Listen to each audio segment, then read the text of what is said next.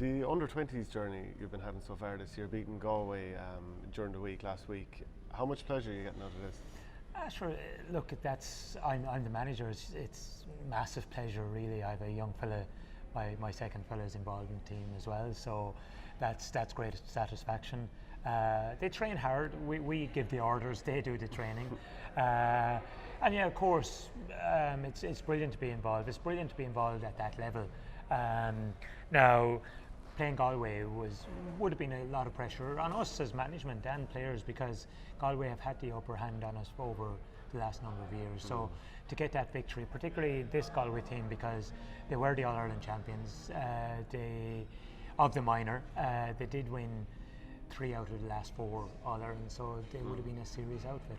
And Wexford, who of course at senior level are now Leinster champions, they've won plenty of under-21 titles in the past decade. That's a big challenge then, the Leinster final. And even bigger probably the fact that it's in Wexford Park, the fact that Wexford are on such a high at the moment. The seniors and minors are all Leinster champions, and they haven't held the 3 titles since 1970, I think. So you can imagine the high that Wexford are on, home ground, will be massive support. So that in itself brings a massive advantage, because you've young fellas under 20, so no matter how good our team are and no matter how good Wexford are, I don't think they would have ever played in front of a crowd that I think will be in Wexford Park.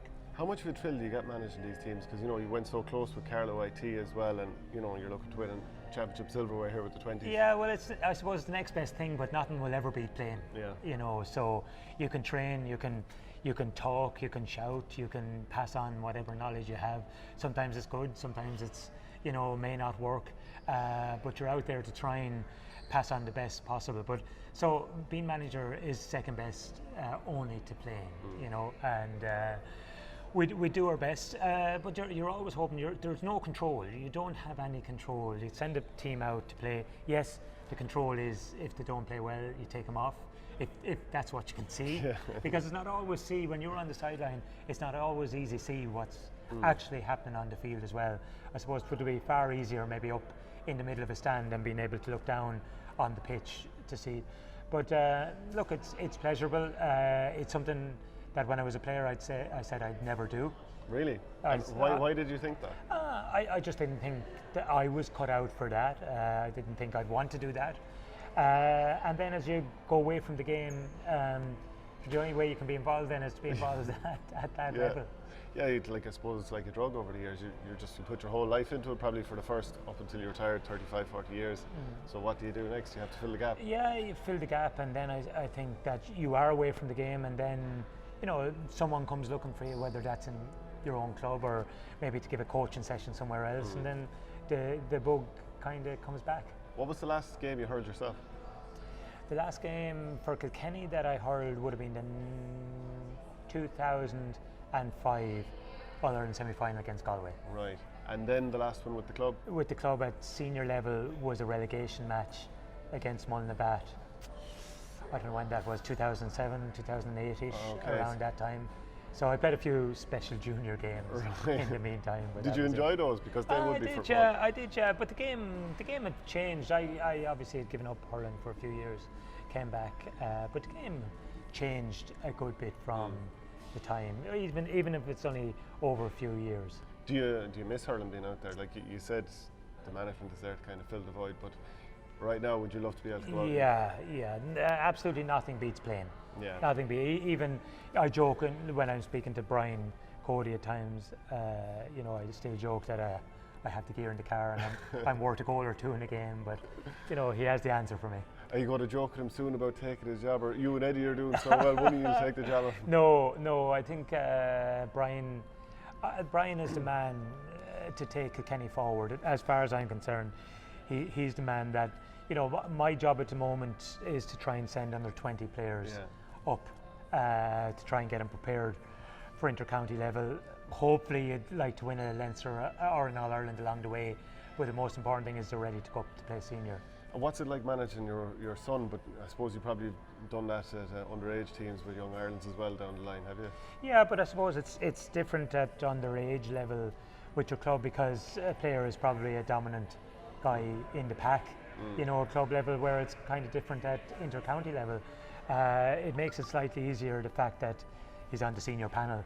Yeah. You know, last year the two lads were on the under 21 set up, and I didn't pick either of them. So How did that go down? so that wasn't, well, I think in one case Sean lost confidence.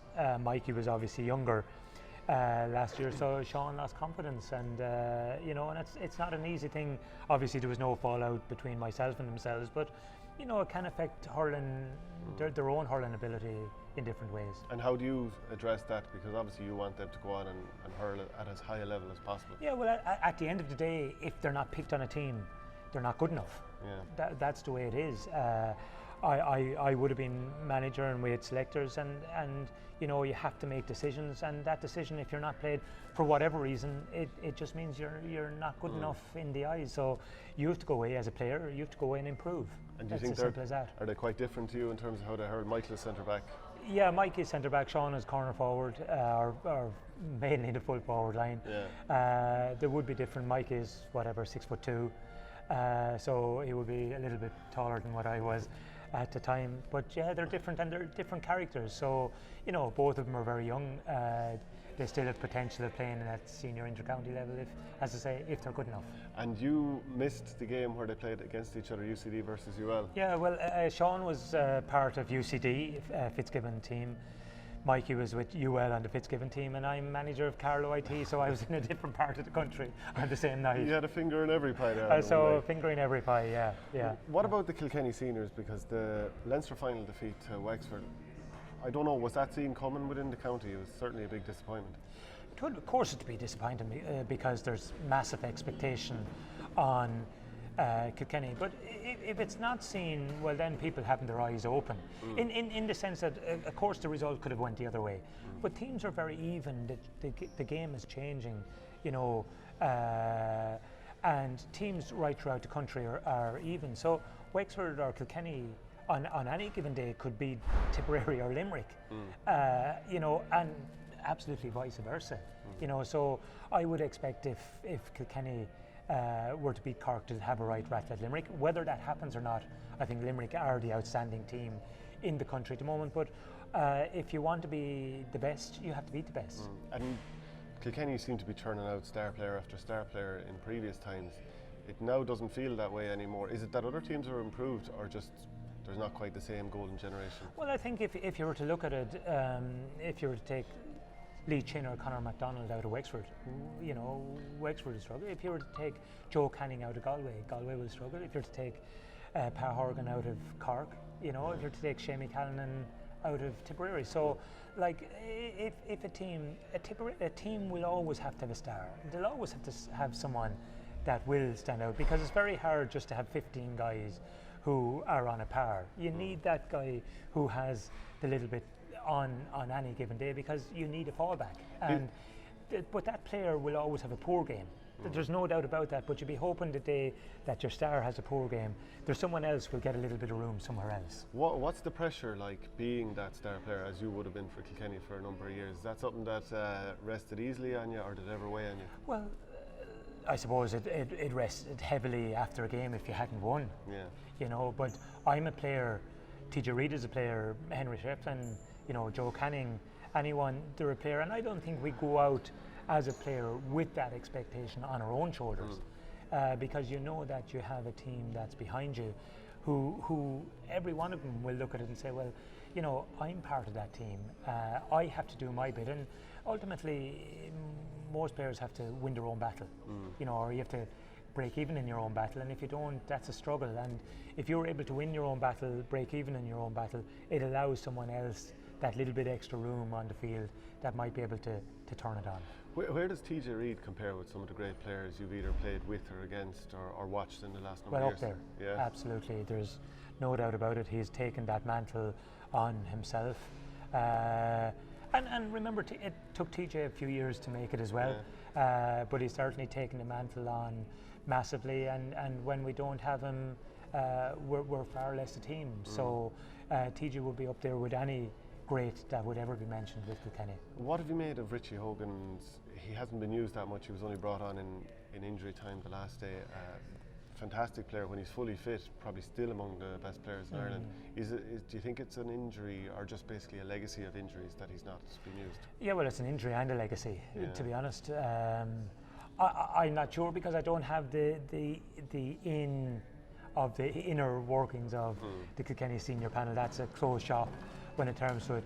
Look, there must be a reason why Richie is not used in a game and then only brought on for a minute or so. There has to be a reason. An injury must be part of that. I think Kilkenny really have to throw caution to the wind now, and we need all our best players on board. And you know, at the end of the day, no matter what anyone says, we have great players, and anyone that takes a Kilkenny jersey will be a very good player. But it hasn't worked so far. So if Richie Hogan is fit, if Richie is ready to play, we need Richie on the field. So the last championship silverware for Kilkenny, now there was a league last year, is 2016 as well. It feels like a long time, especially when you consider recent history, when you're just dominating. Is that any concern for trying to bring the next generation up to be as dominant? Yeah, of course it is. But having said that, you know, we like to be greedy, and everyone does, you know, but you can't. If teams come along and they're better than you, there's not an awful lot you can do. And that doesn't mean, you know, that Kilkenny still having great players. Look anywhere throughout our team, from Owen Murphy to whoever you play at 15, let it be Walter Walsh or Ger Elwood. There's still a fair lot of All-Ireland medals in there. So there's a fair nucleus of a very good team. But you have to look at the opposition and say they have a nucleus of very good teams as well. Management have come in, and you know, at the end of the day, I suppose Kilkenny are possibly a little bit behind or slower to move, you know, and that's not really much to do with management per se. It's just that, you know, let's say Davy Fitz, you know, is coming in with new ideas into Wexford, right? If Davy was in Kilkenny, would it be as easy to transfer that type of game to a Kilkenny player? You know, and that's not. I'm not trying to say it would or it wouldn't. Would it be easy to transfer it to Tipperary? Is that because of the type of players you have, or the traditional expectation to play a certain way? Well, yes, and you can imagine Kilkenny supporters looking at that, you know, and not looking at that in any disparity, but looking at that in the sense of, oh, why are we playing? We lump the ball up, lump it into the full forward line, let him win it. That's the traditional game that a lot of people, and I hear that to this day. Well, that's what makes a hero to Kevin Foley playing sweeper. If you just lump the ball constantly. Absolutely, and you know, but yet there will be many traditionalists all over the country who say they don't. I like this game because I think it's very fast moving. I think there's an awful lot of off the shoulder. You have to get the pass right to be able to move it to be able to give the pinpoint one inside. And I actually like it. It's moving. It's moving with the times. What I don't like, there's parts in the game I don't like. I don't like when a fella gets a little tip on a face guard and he's falling down to get a player sent off, because the face guard is not there to get a player sent off. It's there to protect you as a player. You know, that's what the helmet and face guard is there. You know, so little things that I think are creeping into the game, and I think that the game, fellas are stronger now. They're more physical now. They're fitter now. They're even better players than our day, but the game has gone softer. Do you think so? Is that like, as well, you see certain players diving as well, or grabbing onto a hurley and flopping over? Yeah. There's a huge amount of rucks in the game, which I don't know if that's anybody's fault per se, but that would be an ugly aspect. Well, you see, when you're coming out now, and you know the new rule is anything around the face is a sending off. Well, if a ball is there around the face area, and you go grab the ball, you grab it, I go for it, and there's a split second, and it's missed. Well, now it's potentially one of us is sent off. Yeah. Right. Yeah. There was an instant in a game that I was involved in myself, where a player lost his hurl, and he continued after the player, and he hooked him with his arm, and he was ticked. But I suppose you're not allowed to pull someone's. Well, getting a tick seems extreme, but I suppose it is a free because you're not allowed to pull. No, he didn't pull the hurl. Oh, right. His own hurl was pulled. That's fine. What I'm saying is he chased his man down and hooked him with his arm, and he was the one that got ticked. And you're wondering, well, what happened there that a guy gets? What's in the rule there that a guy? So, my issue is that there has to be common sense as well as the rules. So if it's absolutely by the rule, you're going to say, well, a tip on the face guard is a sending off, red card. Yeah. So that's it every single time. right? That's what it is. Or are you looking at it and saying, well, that was actually pure accidental because the ball was there was a little tip. Did you the 1992 final against Cork? What are your memories of that? You got a goal. I don't think it was a great day either, was it? No, it was a miserable wet day. We played against howling wind and rain in the first half. We only scored 1-2 actually. I got to 1-2 myself. 2 points were played, but the goal was a penalty. Yeah. Cork missed a huge amount of chances in that first half with the wind and rain. So there's only a couple of points in it at half time. Now, as it turned out, it turned out a nice day in the second half. So the wind had gone, the rain had certainly gone, but we were very fortunate. John Power got a goal that day. He ran in and he kicked the ball. Ger Cunningham went the way the ball should have been kicked, but it went the other way. And Lee McCarthy then got another one later on in the game. So we were thrilled that day because we'd been beaten the year before by Tipperary in the final, so it was great to get that one. Yeah, I remember it. I remember it well as a young lad. Skippy Cleary with the goal. That's right. Yes, and like in general, would you have had a distaste for Cork at that time? Traditional rival or what have you, but would you have had a distaste for them? I never get that, Shane, to be honest, because I never had a disdain. Maybe it was where I came from. It was probably reasonably neutral. That I never really had that bitterness of a border, So there was no real rivalry from my point of view. I remember being at the 82 and 83 finals, but I can't ever really remember any great bitterness about it. So I think a lot of it came afterwards. I think, nearly when I was gone out of the game, it came more so when a few books were written and fellas, were talking about each other. And I don't get that because I always had a very decent relationship with, most players that you'd meet. And because when Cork were going under strikes and what led to the GPA and that and pulling the socks up before a match and all that kind of stuff. What were your thoughts on that? Because it seemed that from a Kilkenny point of view, you were more interested in, things are all right for us, so we just want to hurl. We don't necessarily want to part of this. I suppose what people must remember, I was very much part of the GPA founding.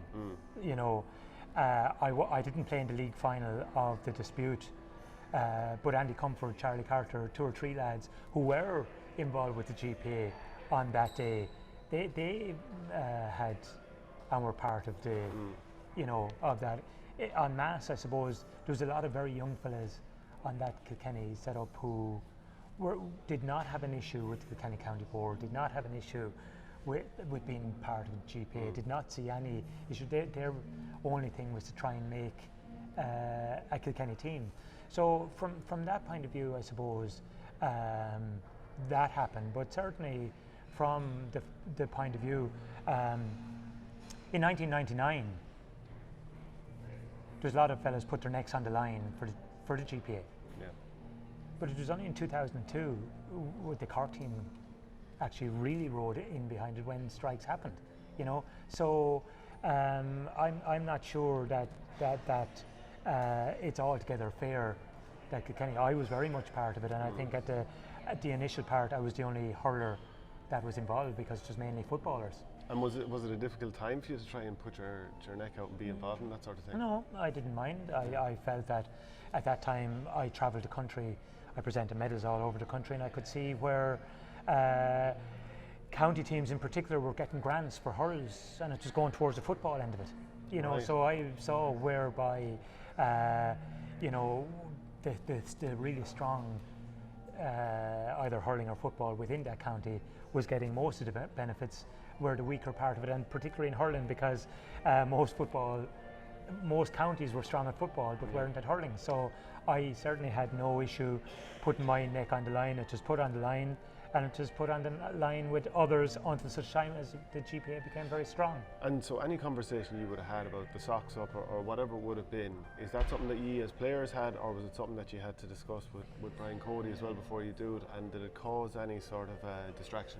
Well, I suppose Brian wasn't a GPA person, and Brian is very much a traditionalist that, as you know, Brian would not, Kilkenny County Board are far richer for the fact that Brian Cody is the manager. Yeah. Let's put it that way. So he didn't see where Kilkenny had any issue, and he was very right. So why should a Kilkenny player be involved in what's happening outside it? You know, so and that was the view, and that was his view, and that was very much. Brian came in. He was pretty new as manager. He was around a couple of years. Kilkenny weren't overly successful at that time, so you know he had to nail down players that were focused on playing, and not players who were focused on the GPA. You know, I suppose I was probably coming towards the end of my career when it was starting. Henry was at the beginning of his career, so you know. I'm not sure how many management at the time in any county were overly enthused by the GPA, you know. So, and I can get that because their focus was on players winning titles, not on looking for benefits. Well, no manager is going to get praised for the greater good. It's just what happens in-house. Like a supporter only cares about their own county. Absolutely. So I think Kilkenny would have got probably criticised a little bit, but maybe, you know, if you look at it, something was very, very new. Cork, as a county, as players, they had a big issue. They had a massive issue with their own, and they decided en masse that they would go out and strike. So possibly, to be fair to other teams like Kilkenny, maybe it was a bit unfair that they expected a whole bunch of new players that hadn't made anything to go out en masse as well. What do you make of the current GPA in terms of like the because of perhaps they should have been pushing more for change in the GA in terms of structures and what have you to help out the club games? Well, the CPA has come about. Nothing was really happening. Are you happy with where GPA is at in 2019? I'm not involved, and I suppose I haven't been involved in the GPA since about 2004 or 5. I was president of it for a few years. So I'm not exactly sure where they're at. I don't keep in touch with it. Because, as I say, I done my bit. My bit was for the betterment of players throughout the country, and maybe, hopefully, just to the benefit or to betterment of the game itself. So I'm gone as a player now. I'm gone. I'm part of management, but at a lower level. So I don't have any real say, and I don't have any. What would I say? I don't have any real knowledge of what the player and the player's needs are now.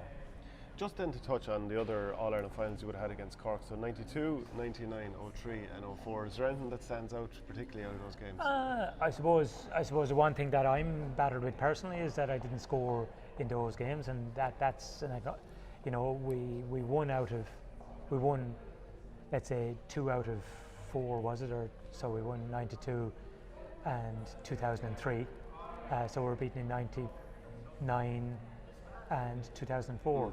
You know, so I didn't score in 3 of those finals. So I suppose from a forward, that's something that you always would like to have done, was scored. But if you didn't score, you didn't score. You know. And yeah, so then, what was your first ever memory of playing hurling? My first ever memory was playing for my club team as an 8-year-old in an under-10 game, in goal, in the CBS grounds, primary school, and letting 2 goals in under my legs. I'll never forget those. And I was quickly brought out the field, and I think I scored a couple of goals out the field. So my first memory was in goal for that team. So I'm guessing that was, you were kind of a precocious sort of a talent, and they thought, right, he's young, so we can't play him outfield in case he gets hurt, so we'll throw him in the goals. And then there was probably nerves letting in. Yeah, and I can't remember whether there was nerves or whether it was no good in goal or what it was, or the ball bounced in front, or what it was. And I can't remember the excitement of it. I can't remember anything of that.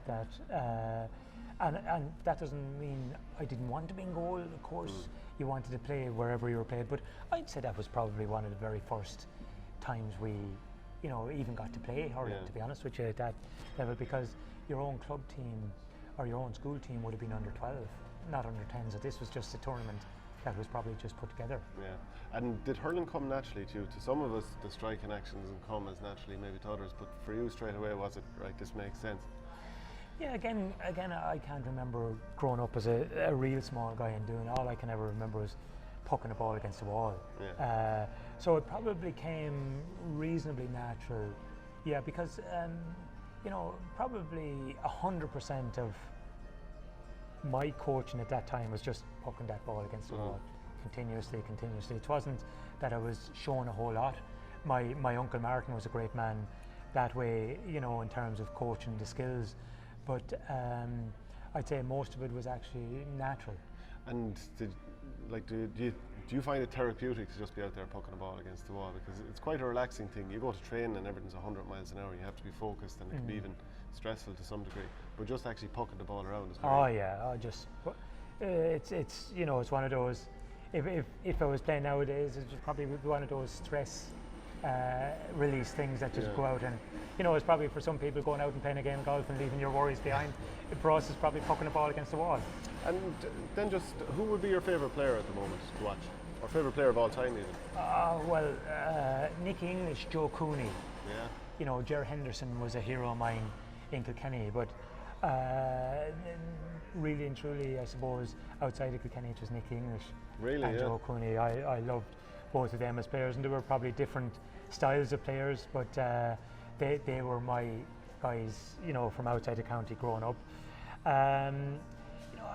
Look, there's serious talent. When you see an Owen O'Donnell of Dublin, who's a serious performer, Rory O'Connor, Lee Chin, Wexford, I suppose our own, TJ Reid at the moment, Joe Canning, obviously, Pat Horgan. I just think those guys with that extra bit of skill, on top of everything else, but that extra bit of skill really stand out. And actually, one question I meant to ask you earlier is the Ashguard. When did that come about, and would you have got much slagging for wearing an Ashguard? I can't ever remember getting slagging, but I found that I wore it on my right hand mainly because when you were going up to catch a ball and protecting your hand with this one, I found this was the hand was getting broken most of the time from fellas pulling. So they were actually pulling on your hand, not the one you were catching the ball with, was actually the one you were holding the hurl with. And often when you were solo running with the ball, fellas were pulling from behind. So, it's amazing that you could break little fingers or different fingers or backs of hands, which you continue on in a game and no one really notices. But, at one stage in my career, Bill Cuddihy, who was the doctor, he wouldn't send me for an x-ray unless he was sure the hand was broken, because I had been in x-ray machines almost every week, so it was actually Bill's brother Brendan came up with the Ashguard. Right. He was a doctor in Greystones, and I started wearing it at an early stage and continued until I finished playing the game. They were big chunky things, weren't they, the first They were ones? fairly chunky, all right, so it was very difficult to wear one on the hand, the one you were catching the ball with. How many times would you estimate you broke your hands or fingers? Oh, I'd say probably 70 or 80 times I would have. That many? Oh, definitely, yeah. You're riddled with arthritis. I suffer a little bit with it at times, but if you're to see someone like George O'Connor's fingers, they're burst. mine are dead straight. Yeah. I thought I was bad with 7 or 8. Yeah, but, I would have broken fingers and a lot of times, fingers and hands and wrists an awful lot of times. And just the final question then, who do you reckon will win the All-Ireland this year? I've been probably wrong in every prediction that I said in the very beginning Limerick, there was no one to touch Limerick, then Cork beat Limerick. I think Limerick are going to win it. Yeah, they look strong. Thanks very much, DJ. All right, Shane.